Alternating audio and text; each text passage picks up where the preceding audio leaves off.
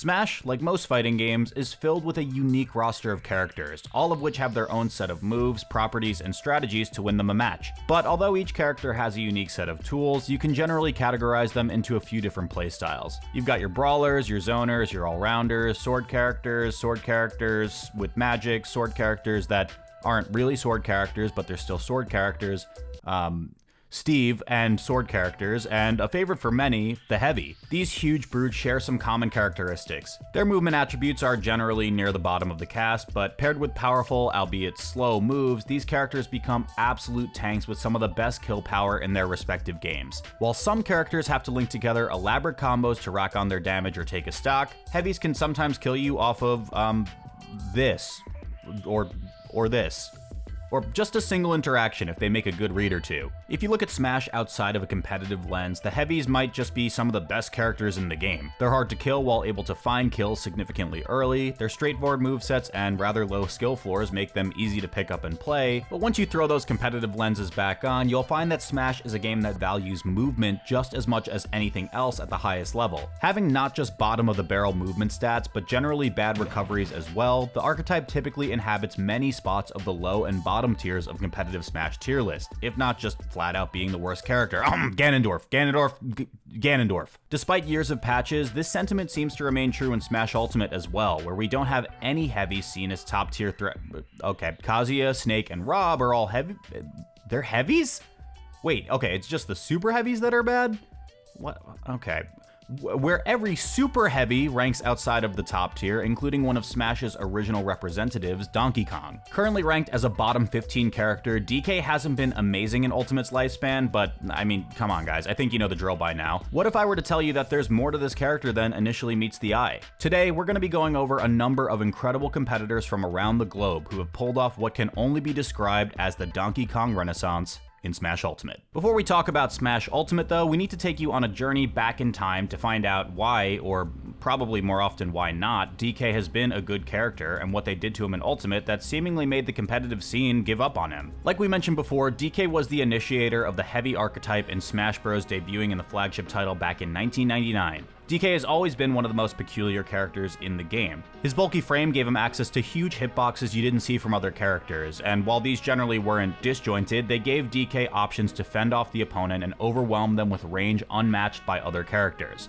Well, at least that's how they intended it to be. This early version of DK also had access to a character-specific mechanic that would remain a staple to his kit as well as a major contributor to his success in later titles, the cargo throw. This mechanic allows DK to pick up his opponent and put him on his back by inputting forward following a grab, giving him the exclusive ability to not just travel around the stage with his opponent, but also set up for combos and even kills in ways no other character could. Even without cargo throw, DK still had a few other combos and ways to kill, but hey, that's just Smash 64 for you. It was in later titles that the cargo throw mechanic would become a staple of DK's game plan, and it's quite honestly the reason he's referred to as the closest thing Smash has to a grappler. In Melee and even its predecessor Brawl, DK was thought to be around the same level of averageness we saw in Smash 64. Definitely not the worst character, but he really just didn't have a ton of upside. On Brawl's release in particular, DK was actually seen as an exceptionally strong character, but as the metagame developed, he slowly fell down the ranks. Both games had some strong reps that brought not just some legit results, but genuine contributions to their character's metagame, which included players like Green Ranger and DK Will, both of whom picked up top 50 level wins in their own respective titles. The player Bum actually got a 4th place at MLG Long Island in Melee as well, which is still technically the highest placement a Donkey Kong player has ever gotten, and that was back in like 2007. Brawl's competitive scene isn't nearly what it once was, but with Melee being as active as ever, DK over time managed to find a place for himself in the game's top level. Junebug's run at the Big House 11 was a huge catalyst of this revolution as well. At the time though, the consensus really was that this character still wasn't that great, but at least we were seeing a constant progression between each title. This all culminated in Smash 4, DK's best version yet and what most people consider to be the best super heavy character Smash had ever seen. He was buffed significantly from his Melee and Brawl counterparts with better overall movement, weight, recovery, and range on his normals. Pair this with a super fun and new mechanic called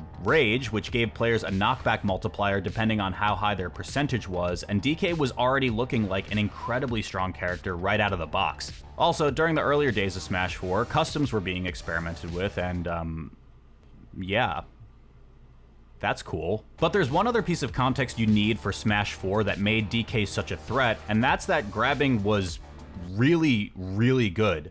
A significant portion of the cast had a kill combo right off of a throw, whether it be just a confirm straight up or a 50-50. So when you had a character that was theoretically supposed to get the most value off of a grab, that should be another buff, right? Well, this wasn't just a buff. In patch 1.1.0, DK got his taste of Smash 4's newest way to win and an absolute game changer for his meta. Using Donkey Kong's cargo up throw and some good timing, DK could reliably kill the vast majority of the cast at around 60 to 75% with a combo infamously referred to as the Ding Dong. I cannot overstate this enough. 60 to 75% is absurdly low, and the range in which the Ding Dong worked went from 3% all the way to 33% depending on your opponent's character, your rage, and what stage you were on. As point blank as I can say this, understanding this combo existed could make or break your tournament run. Those who learned these ranges or went to this website called winningwithdk.com were able to master the combo, and they abused it. Since Smash 4 was a game with only 2 stocks, you could often get DK up to 150% rather easily, but if you didn't manage to convert that into a kill, you were going to get grabbed twice and die at 50% on both stocks,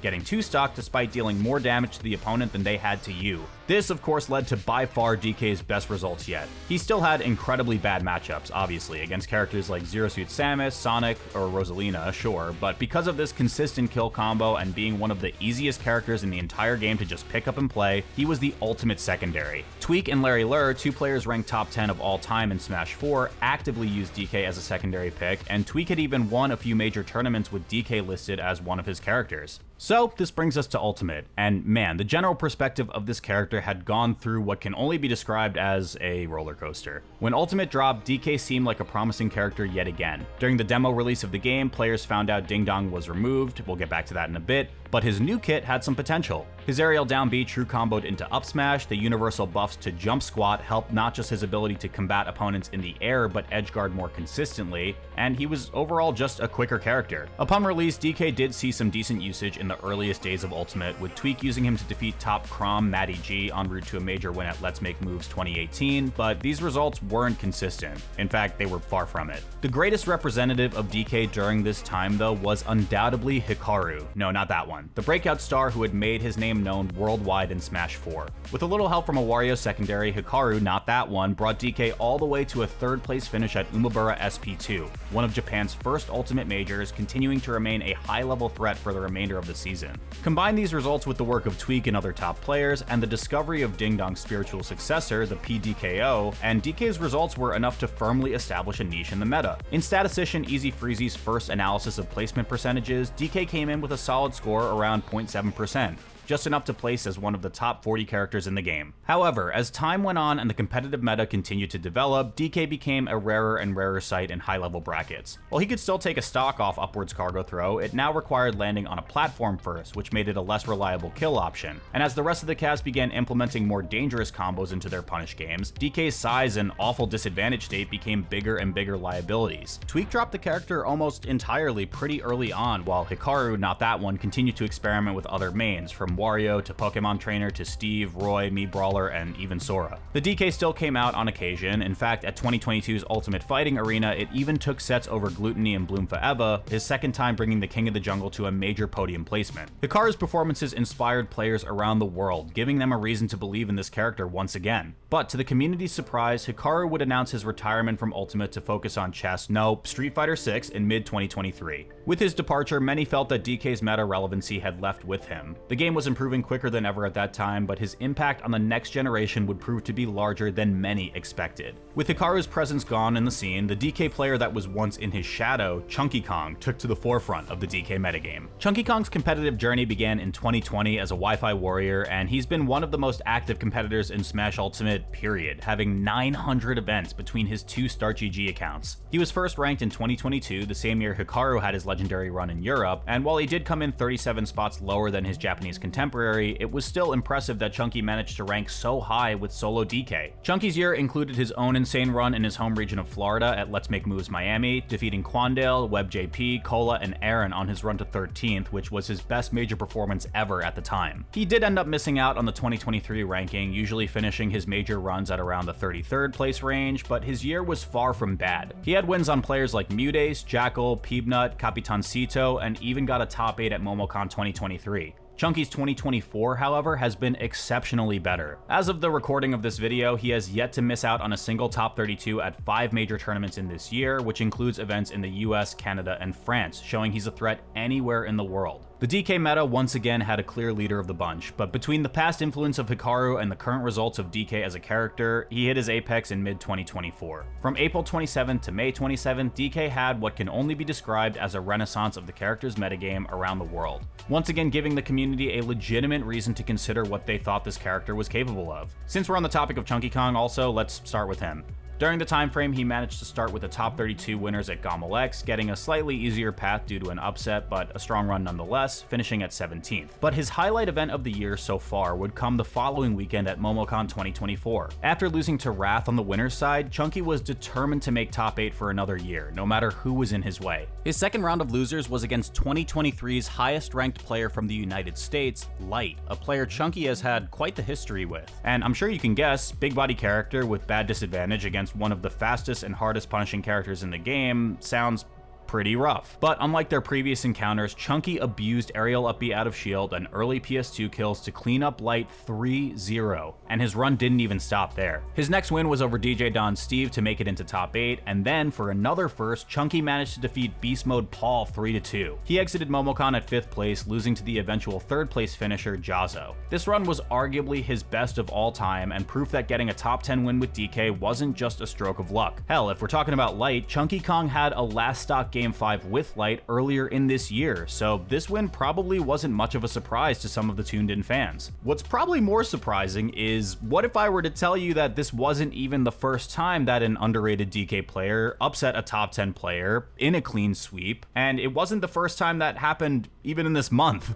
On the other side of the world, in Japan, the influence of Hikaru began to sprout upon his retirement. Throughout the back half of 2023 and well into 2024, an uptick of players relatively new to offline competition began to get some pretty impressive results with the first member of the DK crew. The purple DK main Hamazo gained a lot of attention after his win over Ryuo, Japan's best Diddy Kong, at Maesuma top 15, and although he struggled to make high placements since then, he's still taken impressive upsets over the likes of Omuatsu, Kurage, 33 Parenbox, and Ryuo again. At late December major Delta 7, Marudona HO, who played white DK, made a quietly impressive run to 33rd, defeating 2 Lumi ranked top 150 level players in Sin and Nui. The Black Alt DK player Kuhaku, who was previously known mainly for grinding online with a tag consisting of just 2 empty brackets, attended his first offline event in March of this year. At Maesuma U22, only his second major ever, he found himself face to face with Falcon main Kurage in Pools round 1. Incredibly, Kuhaku bested the Lumi rank number 114 player and went on to finish the event at 17th place. Perhaps the most impressive among the newcomers, though, is the Orange DK main Poppy's first ever offline event, Kagaribi number 11, an enormous P-tier event with more than 1,400 entrants. At his first ever major tournament, Poppy made a statement, defeating Momon and Gachipi, finishing at 97th place. However, the most prominent DK main in Japan was without a doubt Rarikkusu, who also mains Orange DK. As a regular attendee of the Kansai events like the Sumabato and Maesuma Top Series, Rarikkusu started entering online events during quarantine. When offline competition returned in 2022, he began making impressive runs like 9th place at Major Maesuma Top 9, and between his performances online and at locals, he was spoken of in the same breath as other emerging Kansai threats like Doramigi, Raru, and Snow. But while his contemporaries in Kansai began establishing themselves as new top players, Rarikkusu struggled to find consistency. At his best event of the year, Maesuma top 13.5, he beat Ashimo with DK to make winner side top 8, and then at his next event, he lost in his round 2. Clearly something was missing in Rarikkusu, that final piece keeping him away from being not just a strong competitor, but also a consistent one. Fortunately for him, it wasn't something a little grinding couldn't fix. A couple months into 2024, and Rarikkusu's hard work paid off as his Falco secondary was finally strong enough to cover DK's worst matchups, helping him to defeat players like Nizemamo, Scissor, and Rizeyasu. With Rarikkusu leading the pack, DK had gradually been establishing himself as a legitimate meta threat over the past year in Japan. However, with many of the best runs for DK being off-stream or relatively low placements with 1 or 2 great upsets, it was easy to miss how popular and dangerous this character was becoming. At 2024's Golden Week, however, the DK Renaissance in Smash Ultimate had at last become impossible to ignore. At the first major of Golden Week, Meisuma's Grand Wars, the DK players put on a once-in-a-lifetime performance. The purple DK Hamazo made a 3-set losers run and upset Wayne to place 25th, orange DK Rarikkusu beat Nano and Yadon for 17th, and most impressively, Yeti DK Myrudona HO defeated NA Invader Base Mage 2-1, ultimately placing 17th as well. Including Harrow's use of the character as a secondary, this tournament concluded with a staggering 4 DKs in top 32. Not to be outdone though, the other orange DK Poppy made his strongest run of the year at B-tier Jingi number 3 the next day, defeating Mao, Scissor, and Fui to finish 9th. At Delta 8 the following weekend, it was the black alt DK's Kuhaku's turn. As the 91st seed, Kuhaku would upset both Kome and Fui to make it out of his pool in Winterside top 64. After falling to Shutone, he would defeat veteran player Leah to make top 32 at his first ever P-tier before bowing out at 25th place. This would be an impressive run from any player, but for it to come from a newcomer at their 4th ever major, exactly 2 months after they first went offline, is absolutely mind-boggling. Kuhaku's run at Delta 8 would have easily been the best DK run of the tournament and a contender for the character's best result all year, if not for,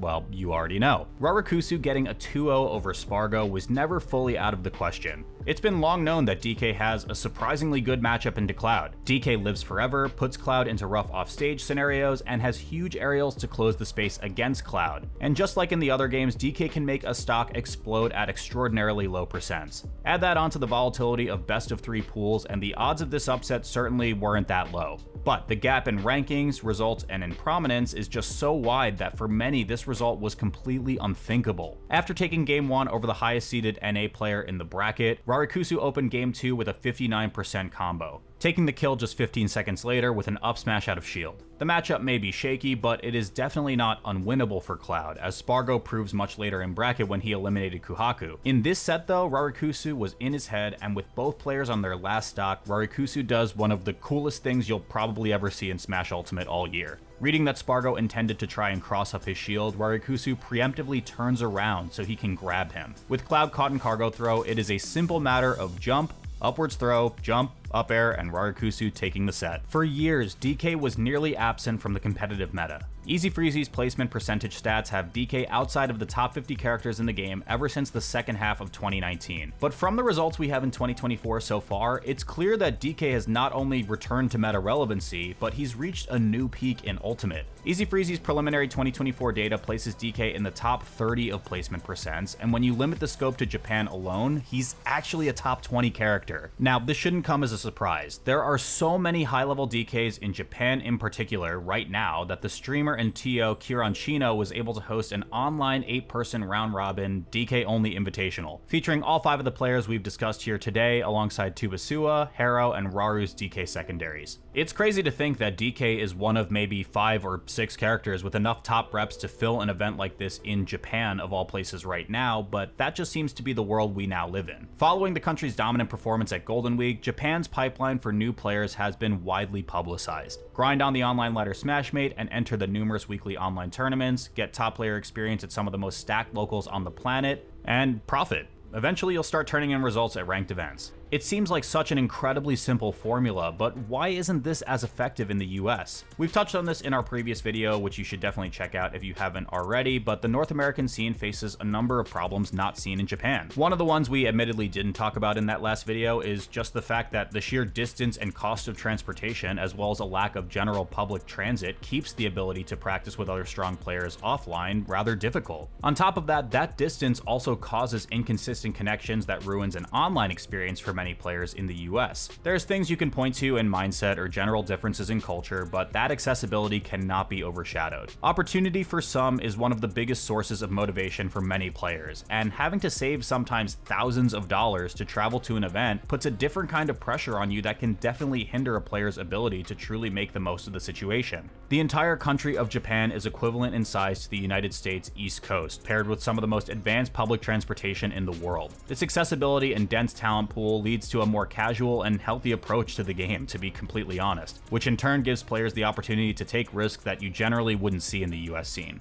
But when we peel back and look at DK as a whole, well, clearly the character isn't just an unviable bottom tier, as has been the predominant opinion in these past couple of years. DK's large frame, poor disadvantage, and recovery definitely hurt him in a meta that's been zeroing in more and more on optimal punish games and conversions, but his high weight, excellent kill power, and fairly safe confirms off of both grab and down B give him enough tools to potentially live to late percents against a lighter opponent and take that first stock. Like many characters in this game, once DK gets a lead and forces his opponent to approach, his game plan of getting big hits and early kills becomes that much more threatening. So yeah, let's do a TLDR. From the last week of April to the end of May was the month of the monkey, with Donkey Kong players turning in some absolutely nutty results worldwide. Though NA results came almost solely from the capable hands of ChunkyKong, Japan is now home to 5 or 6 high-level DK players who all had incredible results at Golden Week, including Rarikkusu's legacy-defining upset over Spargo. As a collective, they've made a statement that Donkey Kong still has a place in this ultimate meta, no matter how broken and wacky this game may get. It's clear that these players are going to keep pushing this character even higher, and one thing is for certain: apes together strong. Thanks for watching. Hey, please like the video and subscribe to the channel if you enjoy the content, and there's much more coming soon. See you next time.